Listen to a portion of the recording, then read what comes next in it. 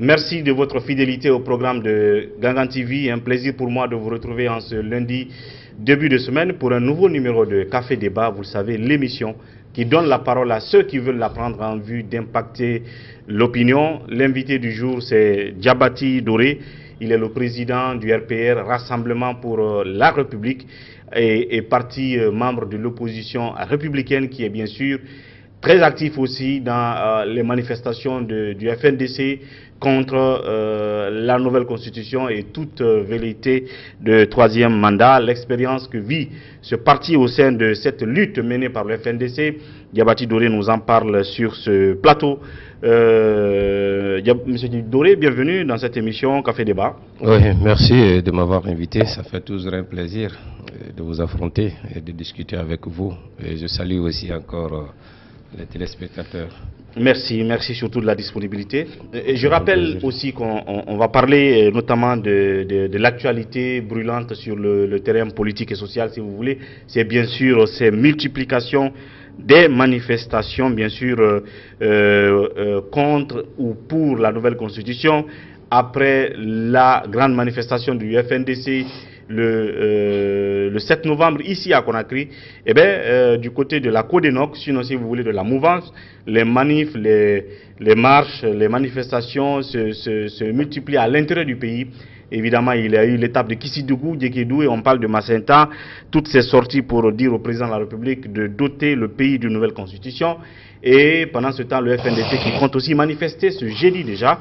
Comment les choses se préparent, qu'est-ce qu'il faut dire, on en parlera tout de suite. Mais déjà, on va commencer à parler de l'opposition républicaine. Le RPR, votre parti, est membre de l'opposition républicaine. Et récemment, on a assisté à une... on peut dire une sorte de vague de départ, n'est-ce pas, des membres de l'opposition, parce qu'on peut le compter au nombre au moins de quatre partis membres de l'opposition républicaine qui sont partis et qui ont créé une autre plateforme dans l'opposition plurielle qu'on appelle le CAR. Pratiquement, ils sont tous de cette sphère de jeunes politiciens qui étaient dans l'opposition républicaine autour de Cellou. Vous, est-ce que vous restez dans l'opposition républicaine? Si c'est le cas, pourquoi vous n'êtes pas parti dans le CAR? Écoutez, encore une fois, merci de m'avoir invité. Je dirais concernant le CAR, c'est vrai, comme vous l'avez si bien dit, il y a au moins 4 partis politiques qui étaient avec nous dans l'ER, l'opposition républicaine. D'un coup comme ça, ils se sont retirés et sans même adresser un courrier pour dire à l'opposition républicaine ou au chef de file que nous démissionnons. Vous savez, tout est parti par rapport aux questions de démembrement. Et vous savez que la CENI avait demandé à des partis politiques d'envoyer les listes des personnes pour les mettre dans les démembrements. Et il se trouve quelque part qu'il y a des partis, et comme nous avons participé à une seule élection, alors que la CENI avait demandé qu'il faut participer au moins l'une des 3 élections, à savoir les élections législatives de 2013, les élections présidentielles de 2015 et les élections communales. C'est vrai, nous avons participé aux élections communales parce que notre parti a été créé en 2015, mais c'était très tôt de se présenter pour les élections présidentielles. Ce n'était pas par faute de moyens, mais par faute d'implantation. Parce qu'il ne faut pas aller dans une guerre aujourd'hui où tu sais que vraiment tu n'as pas de droit. Donc, ceci dit, il y a des gens au sein du parti, de l'OR, qui n'étaient pas du tout contents parce qu'ils ont dit qu'aujourd'hui, ils ont participé à une élection, mais compte tenu du partage, que l'UFR et l'UFDG se sont taillés de part de Lyon. Bon, honnêtement, moi, j'ai eu un conseil à Matoto et j'ai eu aussi un démembrement. Et donc vous avez eu des représentants au sein du démembrement de Matoto. Nous avons eu aussi à Macenta, nous avons eu à Bossou et nous avons eu à Koumandou dans une sous-préfecture de Beila.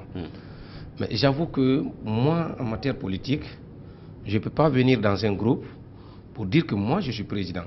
L'autre il est président. Il s'est battu pour avoir le score qu'il a aujourd'hui.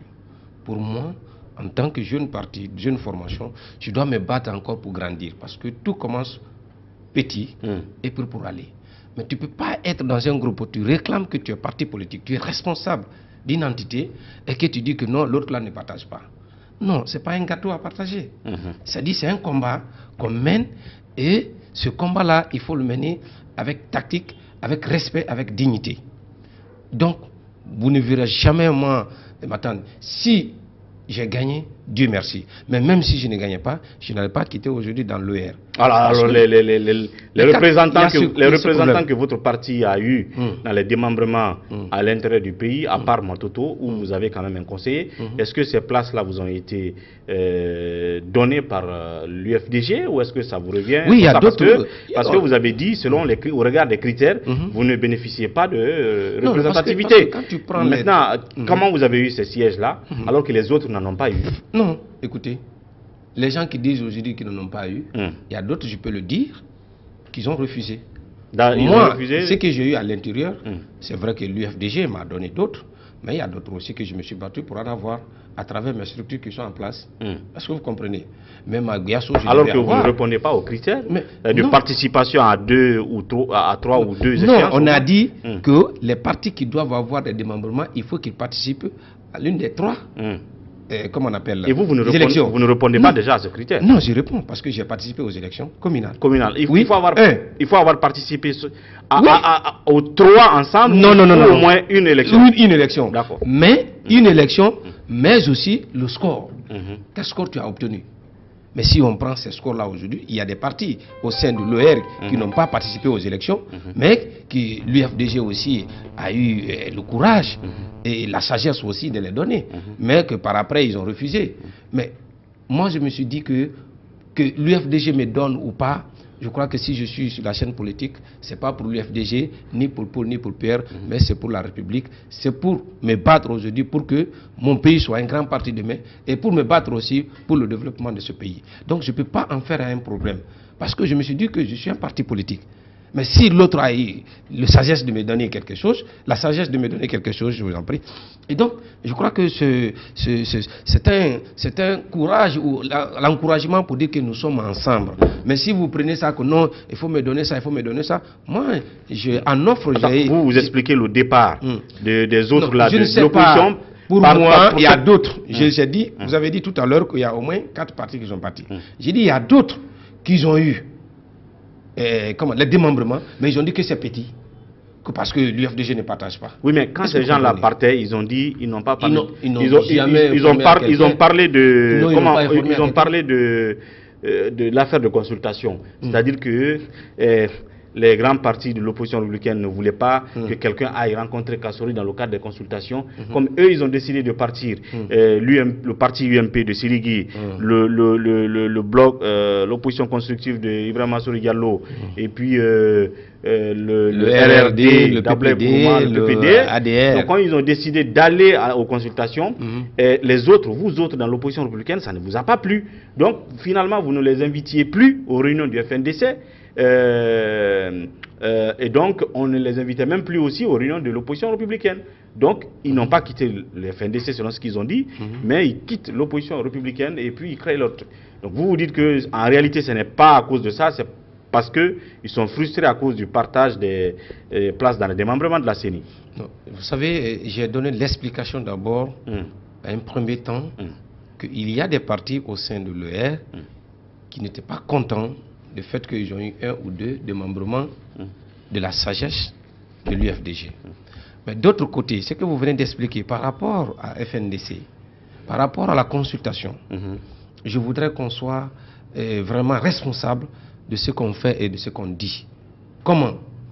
Je ne peux pas être dans une entité et qu'après le discours du 4 septembre du président de la République, le FNDC a convoqué une réunion d'urgence. C'était à Kofi Annan, où tous les leaders, presque, du CAR étaient présents. Moi-même, j'y étais. Il y avait le chef de file, il y avait Sidia, il y avait presque société civile, syndicalistes, tout le monde était là. Nous avons posé le problème sur la table. Vous avez suivi hier la déclaration ou le discours du président de la République. Qu'est-ce que vous en dites? Autour de la table, nous avons fait le tour de la table. À l'unanimité, nous sommes dit que le FNDC ne va pas répondre à l'invitation ou à la consultation du Premier ministre. On est d'accord, ça c'est le FNDC. Non, le FNDC, écoutez. Maintenant, il y a l'opposition. Mais attends, le FNDC, les partis membres fondateurs du CAR faisaient partie du FNDC. J'en viens. Hein? Après, on sort, on fait une déclaration. La déclaration a été partagée à tous les présidents des partis politiques, à toutes les structures présentes sur cette réunion. Mais si on sort faire une déclaration pour dire non, nous n'allons pas participer à une consultation du Premier ministre, et qu'après, les partis se retournent dans leur fief ou dans leur structure pour dire, écoutez, le parti a décidé que non, c'est une question nationale, il faut qu'on participe. Pour moi, si vous avez du respect pour cette structure, si c'est le même combat que nous menons aujourd'hui, je crois que la simple des choses, c'est d'informer la structure pour dire, ah, le parti a décidé que nous allons partir. Donc ils n'ont rien fait de tout ça. Mais attends, ils n'ont rien fait. Mais ce que moi je ne comprends pas, dans la vie, si tu dis quelque chose non, il ne faut pas revenir sur ça. Parce qu'avant de dire non, d'abord, il faut réfléchir plusieurs fois avant de dire non. Pourquoi ils n'ont pas fait la consultation au sein de leur parti politique avant de venir, comment on appelle, dire au FNDC, à la réunion du FNDC. Et nous nous sommes convenus que non, aucun membre du FNDC, aucun parti politique, aucune structure ne doit participer à la consultation. Bien. Ils n'ont pas fait. Donc ils se sont retournés et après ils ont négocié leur invitation pour partir. Pour preuve, pour dire qu'ils ont négocié, ça je peux le dire haut et fort, et tout le monde est informé de cela. Ah bon? Oui, bien sûr, ils n'ont pas été appelés. Non mais écoutez, la première lettre que le Premier ministre a adressée, il a adressé à des structures des partis politiques. Aujourd'hui, dans l'opposition, il y a au moins 3 structures qui sont reconnues. Il y a l'OR, il y a la COP, il y a aussi le groupe de Faya. Voilà, c'est les 3 structures qui ont reçu des courriers et que nous avons une plateforme sur WhatsApp. Et quand le courrier a été adressé à l'OR, nous avons mis sur la table. Et que tout le monde a dit que non, qu'on ne participe pas. Mais c'est après ça. Pourquoi, au moment où on adressait des courriers à ces différentes structures, pourquoi eux, les partis politiques, ils n'ont pas reçu de courrier? C'est après ça, ils sont partis négocier leur invitation pour se faire voir à la télé. Peut-être que, comme la RTG est vue partout en Guinée ou à l'international, peut-être c'est l'occasion pour d'autres aux élites de se faire voir, pour dire que, ah oui, j'étais avec le Premier ministre, donc j'ai serré la main. Mais qu'est-ce qu'ils ont dit? Qu'est-ce qu'ils ont obtenu comme résultat? C'était juste pour l'image. Pour moi, ça n'a pas eu d'effet. Donc ça aussi, c'est une des raisons de leur départ. Mais écoutez, de leur départ de l'opposition républicaine. Pour moi, s'ils sont partis, ils disent aujourd'hui que oui, ils n'ont pas été appelés à des réunions ou bien on ne les envoie pas des SMS pour participer à des réunions. Je suis d'accord, mais je ne peux pas accepter que toi et moi, que nous disons que oui, ça on ne fait pas ça, alors que tu fais ça. Mais attends, si tu fais le contraire, est-ce que j'ai l'importance maintenant de t'accorder pour que tu participes à des réunions? Je dis non. Donc c'est pour cette raison, s'ils ne recevaient pas des SMS, parce que nous considérons déjà que c'est une trahison. Donc la question c'était vraiment, est-ce que le RPR, parce que certains étaient dans le moment où ça se passait, je crois que vous n'étiez pas au pays. Oui, mais c'est pas quelque chose. Le RPR reste dans l'opposition républicaine et vous ne partagez pas. Je vais vous dire. Tous ceux qui sont dans le CAR sont mes frères, sont de mes amis. Il y a des appels, on se fréquente, est-ce que vous comprenez? Mais personne n'a eu le courage, que j'accepte de venir ou pas, mais ils connaissent ma position. C'est pour cette raison qu'ils ne m'ont pas appelé. Donc, parce que tout le monde sait que je suis dans le R et je reste encore membre actif du FNDC. Donc pour ne rien, pour le moment, je vais quitter. Voilà. En tout cas, pour le moment, je suis de l'OR jusqu'à l'alternance. Voilà, j'ai toujours dit ça, je suis de l'opposition. Voilà, c'est ce qu'on voulait donc savoir clairement, si le RPR restait à l'opposition ou est-ce qu'il était aussi tenté d'aller vers le CAR. Question. Alors la réponse est comprise. On va CAR même est égaré pour le moment. On va parler d'actualité, en fin de compte. Les manifestations, voilà, on est là-dedans depuis quelques jours. Il y en a eu qui ont bien marché. Il y a eu des jours où il y a eu des morts, des jours où on a enregistré des morts, notamment le jour d'enterrement de ces 11 corps, selon ce qu'on a dit, qui ont donc trouvé la mort dans le cadre des manifs du 14, 15, 16 octobre. Oui, quelle est la lecture du RPR de cette situation et de cette multiplication des manifestations venant de vous, du FNDC et du pouvoir aussi qui est en train d'en faire aujourd'hui? pas seulement à Conakry, mais à l'intérieur du pays, Yekedou, Massantan, Kissidougou, ainsi de suite. Écoutez, je voudrais d'abord présenter mes sincères condoléances à la famille épeulée suite au décès tragique de nos frères, de nos compatriotes du 14, 15 et 16, et en même temps aussi le jour de l'enterrement, le 4 novembre dernier. Que leur âme repose en paix, et je prie le bon Dieu aussi qu'il les accueille dans son paradis éternel. Et ceci dit, par rapport à des manifestations, je crois que le monde entier sait aujourd'hui pourquoi le FNDC manifeste, pourquoi les Guinéens sont motivés pour descendre dans la rue, pour dire non au 3e mandat, pour dire non à une présence à vie à M. Alpha Condé. La raison est simple. Vous savez, la Guinée vient de loin. Nous, on ne peut pas comprendre que quelqu'un qui s'est battu pendant des années, comme il aime le dire, 40 ans, 50 ans, pour l'instauration d'une bonne démocratie dans son pays, et qu'à son temps, en tant que président de la République, qui veut tripatouiller notre constitution. Pour quelle fin? C'est pour cette raison, je dis à chaque fois, que la Guinée, ou les Guinéens ont eu la malchance d'élire un président qui n'est pas démocratique. Pourquoi? Parce que depuis son arrivée au pouvoir en 2010, jusqu'à nos jours, aucune élection n'a été organisée en date, à temps réel. Alors que les élections ne doivent être organisées par des humeurs d'un chef ou de quelqu'un. Je crois que c'est la loi qu'il faut respecter. Dans les autres pays, le président entend la date le jour des élections au même moment que les paisibles citoyens ou le dernier villageois. Donc, mais au temps d'Alpha Condé, tout le monde sait que la loi n'est pas respectée. La justice, on n'en parle pas. Il n'y a pas de justice. Nous parlons tout à l'heure des morts. Depuis qu'il est venu, il y a eu combien de manifestations? De 2011 jusqu'à maintenant, il y a eu des manifestations. Il y a eu 122 ou 123 morts. On nous dit toujours que oui, les enquêtes sont en cours. Les enquêtes sont en cours. Mais après 9 ans, même une seule personne n'a été arrêtée pour dire que oui, voilà lui, on a soupçonné ou quoi. Rien. Donc c'est pour vous dire qu'aujourd'hui, moi, j'ai peur pour les Guinéens, pour nous tous, parce que nous ne sommes pas en sécurité. Et plus pur, c'est de voir le cortège funèbre. Les gens ont le corps. Même en temps de guerre, ce qui s'est passé, le 4, je n'ai jamais vu, même en temps de guerre. Parce que tout le monde sait, tout croyant, que oui, un jour je vais mourir. Un jour je vais partir. Mais tu vois, tes compatriotes, avec le corps, ils quittent, comment on appelle, à l'hôpital sino-guinéen, pour venir prier sur le corps et les envoyer dans leur demeure, et vous tirez, vous gazez. Mais je me pose la question d'abord. L'autorité savait que ce jour-là, le FNDC va enterrer ses martyrs. Mais pourquoi amener les policiers? Pourquoi amener les gendarmes? C'est ma question. Cette question a été suffisamment posée. Non, c'était posé, s'il vous plaît. Non, c'était planifié. C'était planifié. Pourquoi je le dis? Je m'explique. Rapidement. Vous savez, c'est de Dixine, nous les leaders de l'ER, on s'est retrouvés chez le chef de file de l'opposition. C'est de là-bas qu'on a pris le départ pour venir à l'hôpital sino-guinéen.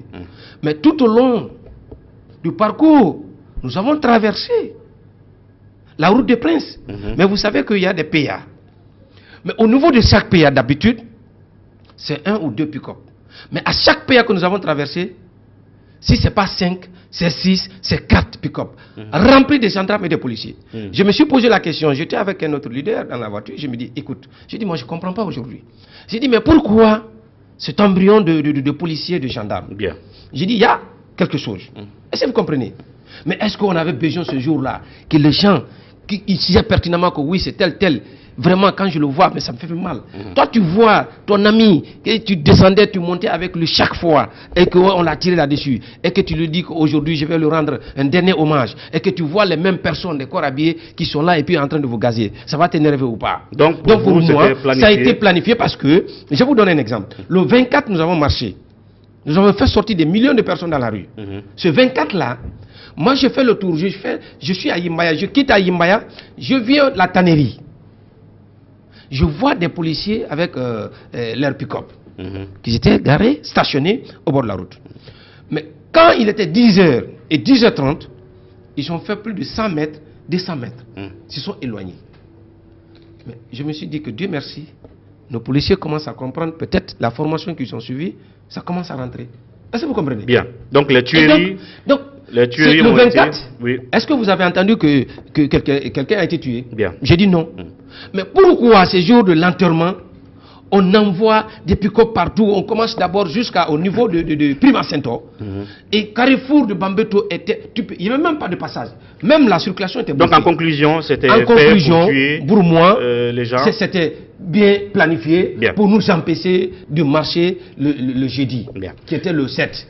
Et donc, mais vous-même, vous l'avez constaté. On reviendra sur cette marche. C'est pour vous dire qu'aujourd'hui, ce qui se passe dans notre pays, c'est décevant, c'est écœurant. Je crois que nos forces de l'ordre aujourd'hui ne doivent pas être là pour servir un homme ou quelqu'un, mais ils doivent être là pour la sécurité. Mais on reviendra là-dessus tout à l'heure, notamment ces manifestations du jeudi prochain qui sont programmées, et notamment les leçons qu'il faut tirer de celles du jeudi passé par le FNDC. Le temps d'observer une courte pause, nous revenons pour 10 minutes chrono afin de terminer cette émission. A tout de suite.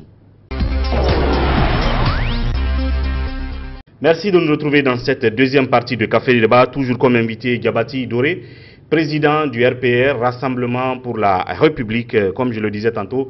Le parti est membre de l'opposition républicaine et du FNDC, un parti très actif dans les différentes manifestations que le FNDC a déployées depuis le 16 jusqu'à maintenant dans le cadre de la lutte contre la nouvelle constitution. Alors oui, on parlait tout à l'heure de cette multiplication des manifestations de part et d'autre. Ça devient une démonstration de force ci et là, et chacun veut envoyer un signal au président de la République pour vous de ne pas nous envoyer vers un référendum, et pour les autres d'effectivement programmer ce référendum-là. Vous avez fait votre sortie, la dernière en date, le 7 novembre passé. En tout cas, de l'autre côté, on continue toujours à minimiser vos capacités de mobilisation. Vous pensez que le monde que vous avez sorti le 7 est encore plus que celui du 24. Et puis, les prochaines étapes, c'est quand et c'est comment ça va se passer? Est-ce que vous allez aussi aller à l'intérieur du pays? Parce que maintenant, le pouvoir est déjà à l'intérieur. Ils en ont mobilisé à Gikedou, Kissidou et Macenta. Bon, écoutez, je crois que vous savez très bien ce pouvoir, comment il organise des choses. Est-ce qu'on avait besoin de réceptionner le président de la République? Moi, je me suis dit que ce n'est pas le président de la République qu'on a réceptionné le 31 du mois passé, mais plutôt le président du RPG Arc-en-Ciel. Parce que si c'est le président de la République, je crois que tous les Guinéens ont le droit d'accueillir son président. Mais pourquoi vous n'êtes pas allé ce jour-là? Oui, mais écoutez, parce que vous aviez le droit, le FNDC avait le droit de partir ce jour-là, parce que c'est le chef de l'État. On n'avait pas le droit. Vous aviez le droit? On n'avait pas le droit. Vous voulez que le RPG accueillir un président de la République? Vous voulez que le RPG vous invite là-bas? Non, mais écoutez. Il fallait venir avec oui, mais écoutez, je ne peux pas accepter l'invitation d'un parti politique. Oui, mais j'invite l'invitation d'un État. Oui, mais ils ne vous ont pas invité, non, le RPG. Non, ils ont dit que le président vient.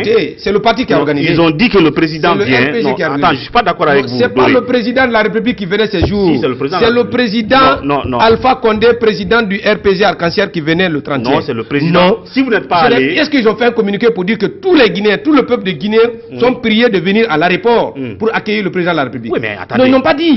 Non, je ne peux pas aller accueillir un président d'un parti politique. Attendez. Moi, je vais pour accueillir un président de la République. Si vous n'êtes pas allé pour jouir de votre droit, non. Toute l'opposition, vous n'avez que vos droits. Mais est-ce que j'ai été invité? Non, mais vous n'avez pas à être invité. Ah, mais c'est pour te dire maintenant. Non, pour moi, c'est pour cela que je t'ai dit. L'arrivée de M. Alpha Condé le 31, ce n'était pas l'arrivée du président de la République. C'était l'arrivée de M. Alpha Condé, président du RPG Arc-en-Ciel. Est-ce que vous comprenez? Parce que c'est le parti qui a organisé.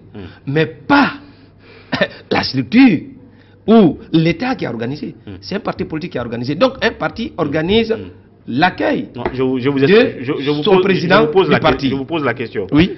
C'est vrai que si le protocole de la présidence de la République annonce le retour du chef d'État, d'une rencontre aussi, je veux dire, une rencontre d'enjeu comme celle de la Russie, et qu'il rentre avec des bonnes nouvelles et qui donc annonce cette nouvelle-là. Maintenant, attendez, le parti au pouvoir décide de le recevoir, n'est-ce pas? Est-ce que vous aussi, vous n'aviez pas le droit de le recevoir? Étant donné que, n'est-ce pas, et ceux-là qui voulaient le recevoir, ce n'était pas seulement de bonne foi ou parce que c'est le président, ils voulaient l'accueillir avec un slogan sur un sujet qui divise les Guinéens. Pourquoi vous aussi, vous n'avez pas décidé d'aller avec vos slogans sur le même terrain parce que vous en aviez le droit. Si vous n'êtes pas parti, est-ce que vous avez à en vouloir à quelqu'un dans ça? Parce que c'est le chef de l'État qui venait. Écoutez. La preuve, c'est que le président n'a pas parlé sur place. Oui, mais comment il s'est fait accueillir, il n'a rien dit. Comment il va parler? Il a été déçu de la réception. Déçu de quoi? De la mobilisation. Il faut reconnaître quand même qu'il y avait du monde. Non, mais il y avait du monde, mais est-ce qu'on pouvait comparer le 31 au 24? Je dis non. Non, je dis non. Que la presse nationale et internationale, tout le monde a parlé de ça.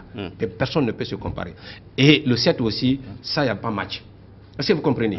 Donc, je vous dis, si l'État faisait un communiqué pour dire que tous les Guinéens sont invités pour venir réceptionner le président de la République, ces jours-là, vous allez nous voir, les membres du FNDC, avec nos pancartes pour dire non au 3e mandat, non à la nouvelle constitution.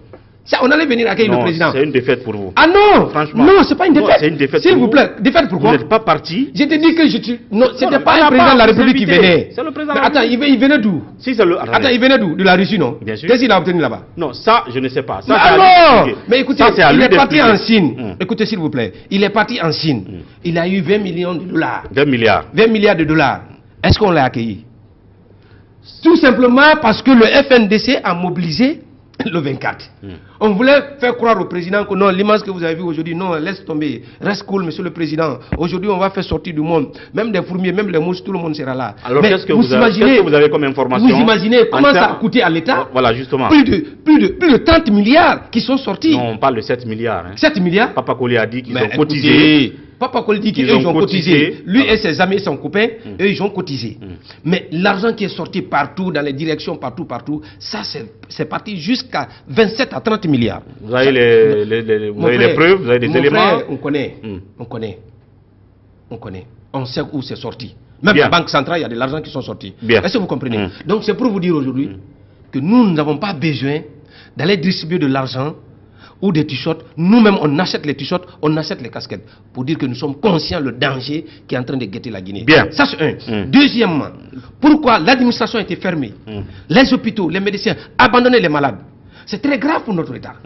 Mais vous avez vu, le 7, ça a énervé les Guinéens pour dire, écoutez, comment se fait-il qu'on peut accueillir un président d'un parti politique pour dire que non, il peut se comparer au FNDC? Vous avez vu le monde qui était dans la rue.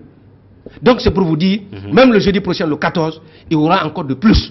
Ça sera encore de plus que le 7. Bien, alors comment vous planifiez, on va finir rapidement, cette marche du jeudi qui arrive là, notamment le 14, c'est ça? Oui, c'est le 14. Sur le même itinéraire Non, cette fois-ci, on a changé un peu de l'itinéraire. Au lieu de la tannerie, nous allons venir au niveau de l'aéroport, et de l'aéroport, l'esplanade du Palais du Peuple. Ça, on ne peut pas cautionner que d'autres Guinéens acceptent de partir jusqu'au Palais du Peuple et que nous, personne n'est mieux guinéen que d'autres. Mais attendez, ça c'est quand même stratégique. Comment stratégique? C'est sécuritaire.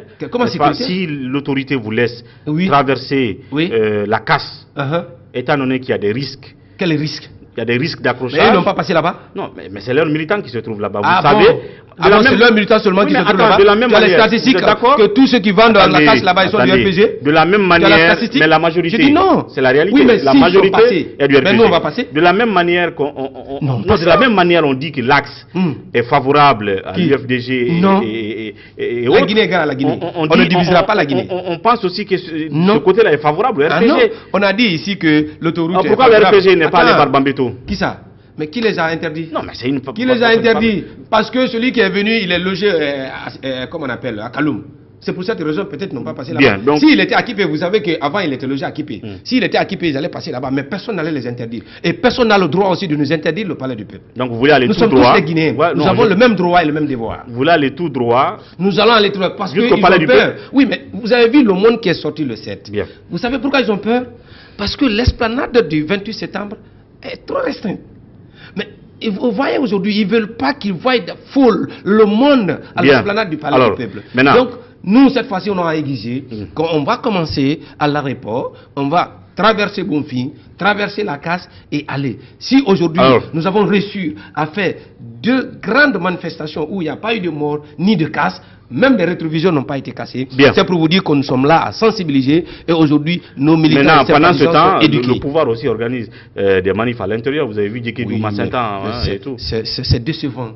C'est très honteux que l'État, tu sais pertinemment que la Guinée aujourd'hui a des problèmes. Nous avons des problèmes de centres de santé, d'eau, d'électricité, des routes, des infrastructures. Bien. Il y a d'autres côtés même que nous n'avons même pas d'enseignants. Au lieu de penser à ça, à l'avenir, vous savez, quand on est au pouvoir, ça dit, le président de la République doit penser à l'avenir de la future génération.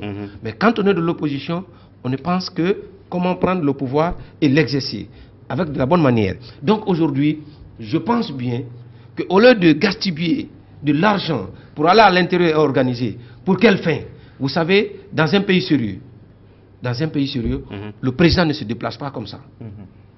J'ai voyagé, j'ai vu partout dans le monde, quand le président se déplace pour aller à l'intérieur du pays, soit il va pour inaugurer quelque chose qui va donner à la population de cette localité, ou il va pour poser la première pierre de quelque chose, soit au centre de santé, soit la route, donc, soit les infrastructures. Mais de toute façon, il n'est pas à l'intérieur. Il n'est pas à l'intérieur. Voilà, c'est pour vous dire aujourd'hui que c'est un fiasco, c'est un échec total au sein de la mouvance. Ils ne savent pas quoi payer de ça. Et aujourd'hui, ils sont isolés. Bien. La population guinéenne, dans sa majorité, ne veut pas le troisième mandat et la nouvelle constitution. Vous maintenant au sein du FNDC, est-ce que vous allez toujours continuer ces manifestations? Qu'est-ce que vous voulez? Ou est-ce qu'il faut arrêter et attendre arrêter maintenant? Pour faire quoi? Attendre maintenant qu'Alpha Condé parle. Comment ça? Ah non, on va attendre, on va croiser la bras? En termes de stratégie, qu'est-ce que vous allez continuer? Écoutez, c'est un droit constitutionnel. Mais c'est un droit constitutionnel. Bien. C'est un droit constitutionnel et nous allons marcher. Bien. Vous savez que le Soudan, ils ont marché pendant combien de mois? Bien. Mais ils ont eu gain de cause. Bien. Et je crois que nous allons avoir la victoire. Et je demande au peuple de Guinée de s'unir. Donc vous allez marcher jusqu'à nous allons marcher jusqu'à pour avoir la victoire finale. Voilà. Et Inch'Allah, nous allons avoir la victoire finale parce que Dieu est du côté de la vérité. Bien. Parce que Dieu est la victoire finale, c'est que Alpha Condé prenne la parole. Il doit prendre la parole pour renoncer. Allez, en attendant donc cette période, vous allez marcher d'ici là et ça continue le 14 de ce mois. On y reviendra. On va terminer par l'actualité liée aux élections. La CENI est revenue avec une autre proposition de date. Cette fois-ci, c'est le 16 février 2020. Une fois encore, pour l'instant, il n'y a pas de voix dissonante à l'intérieur de la CENI. Maintenant, au sein de l'opposition, qu'est-ce que vous en pensez, l'opposition politique, cette nouvelle date? Est-ce qu'il y a déjà des réactions au sein de l'opposition républicaine ou est-ce que vous allez vous entretenir pour répondre à cela? Oui, et c'est vrai que le samedi, nous avons suivi. Moi, j'ai vu après l'Assemblée générale, j'ai vu sur le net que la CENI a proposé une date encore le 16 février. Et donc, jusqu'à présent, on ne s'est pas encore retrouvé, on n'a pas encore décidé au sein de l'opposition républicaine. Je crois que dans les jours à venir, on va se retrouver et tirer une conclusion par rapport à la date. Mais ce que moi je voudrais savoir, il faudrait que la CENI nous donne le chronogramme.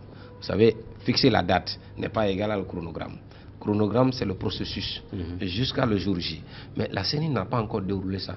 Donc moi, je demande à la CENI vraiment de nous détailler le chronogramme. C'est dans ça que nous allons voir réellement est-ce que la date est tenable ou pas. Mais pour moi, aujourd'hui, la Guinée a besoin d'aller aux élections législatives. Nous ne sommes pas contre. Nous ne sommes pas contre aujourd'hui que nos institutions soient en place. Mais malheureusement, comme je l'ai tantôt dit, que la Guinée, nous sommes dans un pays où les élections s'organisent aux humeurs d'une personne. Quand il décide, il le fait.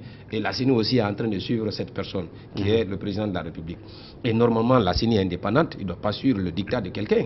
Donc, nous allons voir, est-ce que cela encore a été faisable ou pas? Parce qu'il ne faut pas donner une date comme ça pour dire que telle personne a parlé, donc je vais le faire plaire. Bien. Parce que la date du 28, j'ai dit aux gens, j'ai dit que ce n'était pas pour les Guinéens, mais plutôt pour les Américains.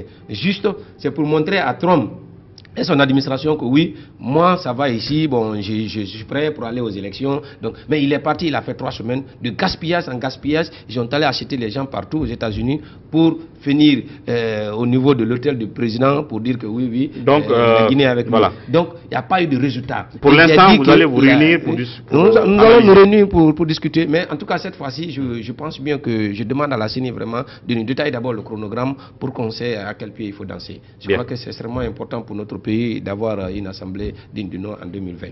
Oui. Voilà donc en 30 secondes rapidement, dernier mot avant de terminer. Bon, le dernier mot c'est pour remercier encore la presse pour votre travail que vous ne cessez de le faire en République de Guinée, mais surtout dans nos différentes manifestations aujourd'hui que vous accompagnez le FNDC, parce qu'on voit les images à toute la presse, que ce soit la presse nationale et internationale. Nous vous félicitons sagement, nous vous félicitons et nous vous encourageons que vous êtes en train de contribuer dans votre façon aussi pour le développement de ce pays. Parce que les villageois aussi ont besoin des images et des comptes rendus de ce qui se passe. En demandant aussi au peuple de Guinée de s'unir, de rester soudés, de se donner la main pour combattre la route à la présidence à vie d'une personne. Et non au troisième mandat, Amou Lamfé, Atena Benan, Ate Benan, Gassata. Bien. Donc, ça ne marchera pas. Je vous dis, bien, mes chers frères, restons debout. La victoire n'est pas loin de nous. Je vous remercie. Merci d'être passé. À très bientôt. C'est à moi de vous remercier. Merci beaucoup, mon cher. Voilà, c'était tout pour ce numéro de Café Débat. On se retrouve demain avec un autre invité et puis dans un nouveau numéro. D'ici là, prenez soin de vous et au revoir.